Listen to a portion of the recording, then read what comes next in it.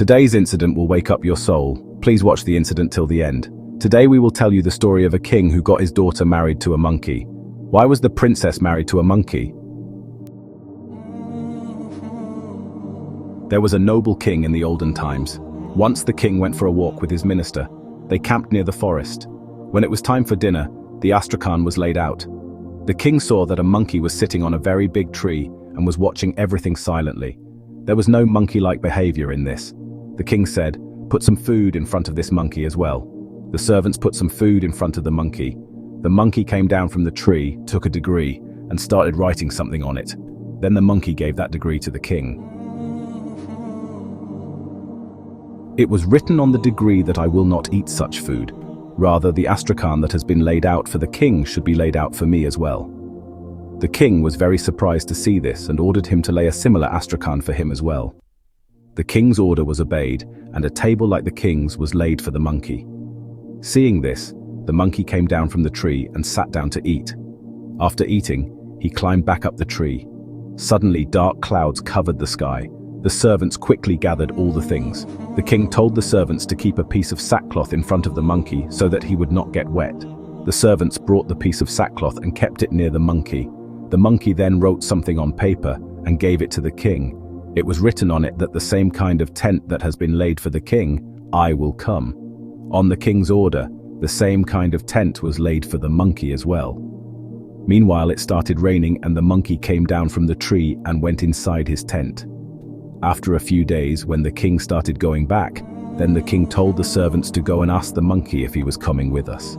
He is ready to go. So the monkey again wrote something on the degree, that just like the elephant prepared for the king, a similar elephant should be prepared for me as well. Then only I will go. The king was now taking interest in the monkey, which is why the king got a ride prepared for the monkey just like himself. When they reached the palace, the king ordered that one of the tents meant for the king should be given to the monkey as well. But the monkey again wrote something that just like the palace meant for the king, a similar palace should be made for me as well. Then I will stay there, or else I will go back to the jungle. The king also had another palace where he used to come very rarely.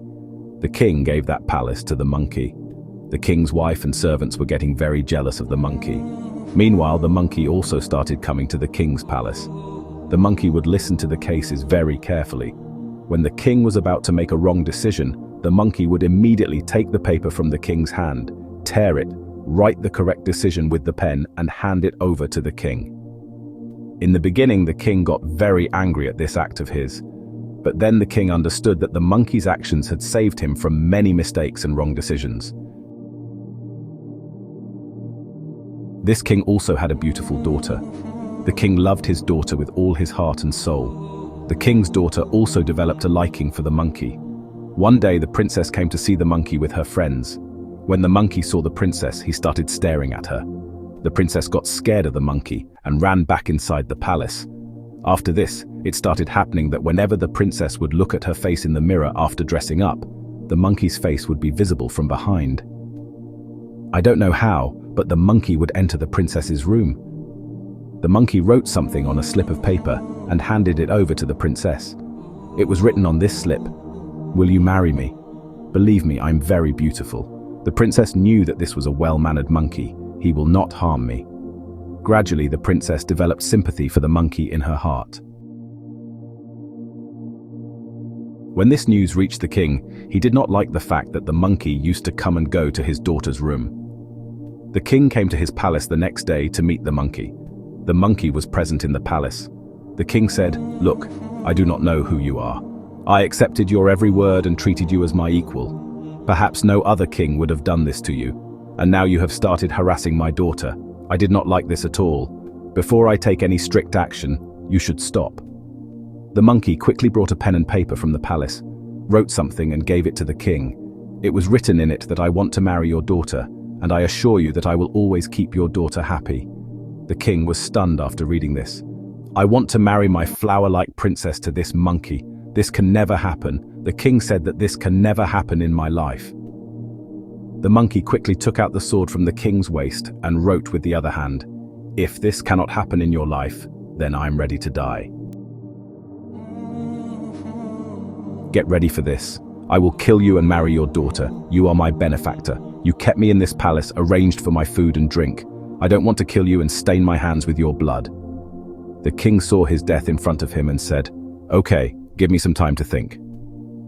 The king returned to his palace. He was very upset. On one side there was his daughter, and on the other side his own life. He spent the night in trouble while walking, but he did not tell anything to his wife. He knew that as soon as his wife comes to know, she will take the whole palace to task. By morning, the king had decided that he would give up his life, but would never marry his daughter to a monkey. He went to his daughter's room to give her some advice. The king started telling the princess that daughter, "If something happens to me tomorrow, then how will you look after your mother, and how will you handle this kingdom?" The princess said with tears in her eyes, "Abbajan, what are you saying? May Allah bless your life." Bash said, "My daughter, that monkey is after me and asks me to get him married to you or else he will kill me, but this is impossible. How can I get you married to this monkey? He is just an animal. Your mother made plans to kill him many times but always failed. That monkey is still alive today." The king started saying that I will go and tell the monkey clearly that I can never get you married to my daughter after this. Maybe he will kill me. You go and hide in the basement with your mother, and do not come out till that time, till that monkey leaves here. The princess said, "Abba, your life is not so worthless. You are not only my father, but also the king of this kingdom. You go and say yes to my relationship with the monkey." The king tried to convince her a lot, but the princess remained adamant. And then finally, the princess somehow convinced her father. The king told his consent to the monkey, and said to the monkey that I am ready for your and the princess's marriage. You should also start preparations for the marriage. When the queen came to know about this, she took the whole palace to task. On the day of marriage, the king locked the queen in a room and got the princess married to this monkey. The princess left and went to the monkey's palace. The next day, when the princess returned to her father's palace, she was very happy. The queen was surprised when she saw this. The queen said, "Daughter, you are so happy with this monkey." The princess said, "Yes, I am very happy." The princess used to stay in her father's palace during the day, and at night she used to go to the monkey's palace. The queen found this matter a bit strange. The queen got suspicious about the monkey. That's why one night the queen dressed up as a maid and went to the monkey's palace. The door of the princess's room was closed. The queen tried to listen to their conversation. Sounds of a man were coming from inside. The queen peeped inside through the lock and saw that the princess was sitting with a very handsome young man. He was laughing and talking with the princess. The queen was surprised to see this and started thinking, so this was the matter. That is why I should say that how can my daughter be so happy with this monkey? He is not a monkey, but a handsome young man. Now the queen turned from there and started going. Then she saw a monkey's skin lying on one side. The queen started thinking, why does he wear such a thick skin of monkeys on himself? And why does he roam around like a monkey? If I burn him, then he will never be able to become a monkey. Thinking this, the queen picked up the monkey's skin, brought it to her palace, and set this skin on fire. Here the queen set the monkey's skin on fire, and on the other side the young man started feeling a burning sensation on his body. The young man, who was a monkey, was not a monkey. When the princess returned to her father's palace, she saw that her mother had set the monkey's skin on fire. The princess quickly put out the fire. The princess came to know that this was her mother's deed. She started crying and said, "Oh mother, you have ruined my married life. What enmity did you have?" Her mother said, "Oh daughter, how would I know? I had thought that if I burned the monkey's skin, he would come in front of me as a young man, my son-in-law, a king." The princess said, "Amma, I had told you to leave me on my terms. Now you have calmed down, haven't you?" The mother was upset after listening to all the things the princess said. When the king came to know, he sent servants, but there was no news of the monkey from anywhere. Now the princess wore the clothes of a Jogan and went in search of the prince. She kept wandering in the jungles and deserts. Her feet got blisters. The princess's complexion changed badly. One night, the princess was sitting under a tree in the same jungle. On top of this tree, a Chakor and a Chakori were sitting and talking. The princess was listening to their conversation. Chakor is a bird. Chakori said to Chakor, "What is the matter?" "Chakor, why are you so worried?" Chakori said, "What should I tell you? There is a prince from here towards Europe. I'm very worried about him. He has got big boils all over his body. He cannot even sleep. All the doctors and hakims have given up treating him. No one can cure him." Chakori asked, "How did the prince's condition become like this?" Chakor said that some cruel person had attacked the prince's life and tried to burn him. That is why his whole body got burnt, and now he has got big boils. Chakori asked, "Is there no cure for our prince's pain?" Chakor said that if someone collects our beets and rubs them with sandalwood and applies them on the prince's body for 40 days in the morning and evening, then all the wounds on the prince's body will heal. The princess understood that this was about her prince. Chakori and Chakor flew away in the morning. The princess collected all their beets, disguised herself as a doctor, and headed towards Europe. At a short distance from there, the princess saw a city.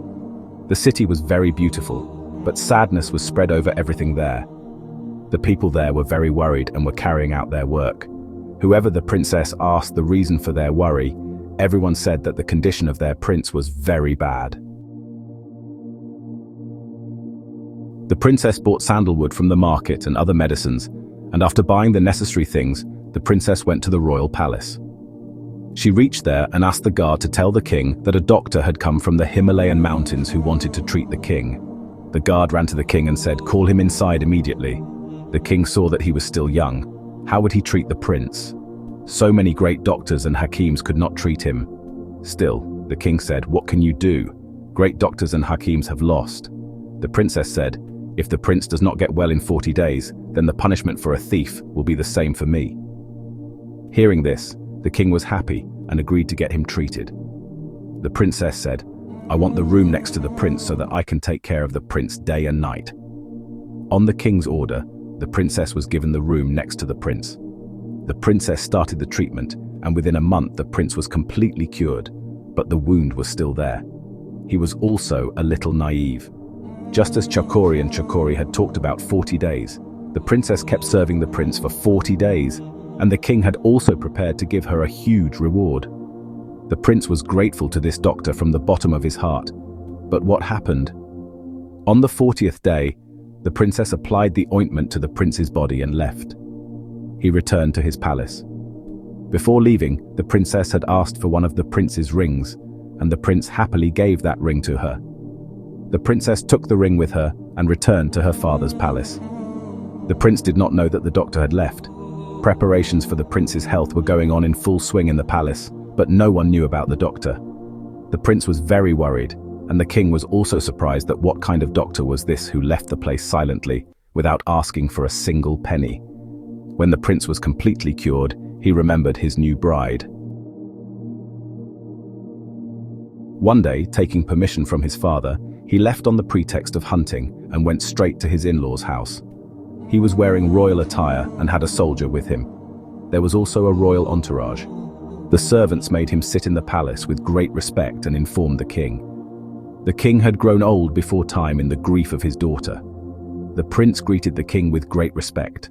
The king said, "Son, who are you? Where have you come from? You seem to be a prince, but I do not know you, and I have never seen you before this." The prince said, "Oh my Mohsin, you did not know me before, but I can never forget you. I know you very well. I am the same monkey whom you gave equal status to, kept in your palace, fed and watered, and also married to your daughter." The king was very happy and surprised and asked, "Son, how is this possible?" The prince said, "I will tell you my story later. First, tell me, where is my bride?" The king said, "Son, after you left, she lives alone in this palace where you took her after marrying her." The prince ran there happily and went inside the palace. The princess was sitting like a picture of sorrow. Her face was wilted like a flower, and the princess could not believe it when she saw the prince in front of her. The princess said, "Yes, princess, your love has brought me here. Your mother left no stone unturned to kill me. My whole body was filled with big wounds, and there was no hope of my survival." The princess said, "Then how did you get well?" The prince told her the whole incident. The princess said that, "Well then, you must have made this doctor very rich." The prince said that no. "It is surprising that he did not take anything from us except one of my rings, and he quietly went from there." The princess shows that ring to the prince and asks, "Is this your ring?" The prince said that yes. "But how did it come to you?" The princess says, "Because that doctor was none other than me." The princess tells him the whole story, and the prince was very happy to hear this, and he had more love for the princess in his heart. The love for you increased even more. The princess said that even my mother was not your enemy. When my mother saw you as a human, she burnt the monkey skin, thinking that neither this skin would remain, nor you will have to become a monkey again. The princess said that it was your fault too. You never told me the reason for becoming a monkey. Otherwise, I would have protected this skin more than my life. The prince said I never got a chance to tell you all this. It was about a year ago that I went out hunting and my servants were also with me. I saw a deer in the forest. I shot an arrow at it, and the deer disappeared from my sight. I went in search of this deer. I went so far ahead that all the people who were with me were left behind. I had been separated from my companions. I saw that an old man was sitting near the desert. A 10-12-year-old child was also sitting near him. That old man was crying. Blood was flowing from the leg of this child. That old man crying and cursing the man who had shot an arrow at the child's leg. Unknowingly, I had the arrow hit the child's leg. Seeing me, the old man said angrily, "Are you a human or a monkey? You do not even have any manners." As soon as he said this, I instantly transformed from a human to a monkey, because he was a good old man who believed in Allah. He started saying that now you are wandering from jungle to jungle. You will not be able to find anyone. I will not even find a place to stay. Because of their curse, I was so troubled with my condition that I caught their feet and started crying and asking for forgiveness. Seeing my condition, the child felt pity for me. He told his grandfather that when a person accepts his mistake, he should be forgiven. We should forgive this person. When the boy insisted a lot, the old man said, "Learn something from this. What did you do to him? He is asking for your well-being." "Well, I cannot take back the curse, but I can reduce it. You will remain a monkey for a year." 1951. When some girl sympathizes with you and agrees to marry you, then you will return to your original state. If you get married before a year, then only in front of your wife will you be able to take the form of a human. I was helpless and came back from there. I could not go back to my palace and I had no other place to stay. I kept wandering in the jungle like this for 6 months. After this, I met you. I met my father in the jungle, who brought me from there to his palace. Then the king got you married to me and everything that happened after that. You know very well that the princess had not finished talking when the queen and the king heard the whole conversation. Then the queen started apologizing to the prince, and the prince forgave the queen. The king said that we do not have any son if you stay with us from now on. I will be very happy. The prince said that right now I have to take my bride to my palace and introduce her to my father, but I promise you that I will come to ask for your hand. After this, the prince came to his country with his bride and went to his father. Then both of them started living their life happily.